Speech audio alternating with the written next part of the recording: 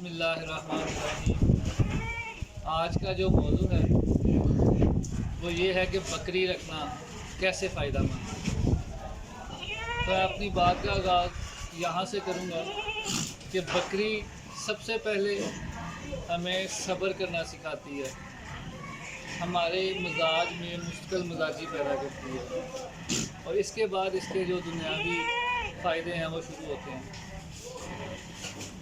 مثال کے طور پر آپ ایک بکری خرید لیتے ہیں جو کہ پریگننٹ ہو اور آپ کے پاس آ کر اپنے کڈس ڈلیور کرے، آپ کا منافع جو ہے وہیں سے سٹارٹ ہو جاتا ہے۔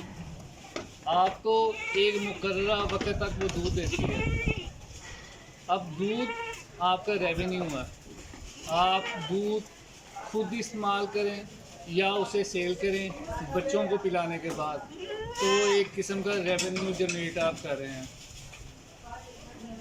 ہم باہر سے جو بھی دودھ خریدتے ہیں، ہم تقریباً سب لوگ یہ جانتے ہیں وہ کس حد تک خالص ہوتا ہے۔ ایک تو یہ شیورٹی ہوتی ہے کہ ہم نے ایک چھوٹا اینیمل بکری کی شکل میں اپنے گھر میں رکھا ہے اور وہ ہمیں خالص دودھ دے رہا ہے۔ سپوز کہ جو ہم باہر سے لے رہے ہیں ہم اس کو سٹاپ کر کے اپنی بکری کے دودھ کا استعمال کر سکتے ہیں۔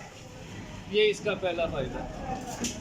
اور دوسرا فائدہ یہ ہے کہ آپ اس کی نسل کو آگے بڑھا سکتے ہیں۔ جب اس کے بچے آتے ہیں تو ہم وہ مارکیٹ میں سیل کر کے ایک اچھی انکم جو ہے وہ جنریٹ کر سکتے ہیں۔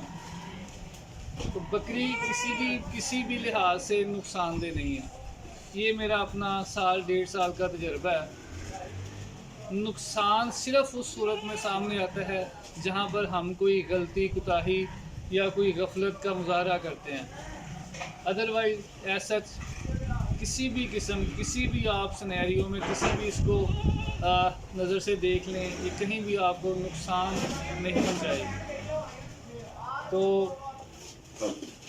میں تو یہ سمجھتا ہوں کہ نارملی جو ہم کام کر رہے ہیں، کوئی جاب وغیرہ کر رہا ہے، کوئی کام کر رہا ہے کسی بھی نوعیت کا، اگر اس کے ساتھ ہم زیادہ نہیں، اگر ہم ایک یا دو بھی بکری رکھ لیتے ہیں، دو بھی نہیں، ہم ایک بھی رکھ لیتے ہیں، تو ہماری انکم کا ایک اچھا سورس جو ہے وہ ڈیولپ ہو سکتا ہے۔ یہ جو میں نے شیڈ بنایا آپ دیکھ سکتے ہیں، یہ ہر جگہ پر بنانا ضروری نہیں ہے۔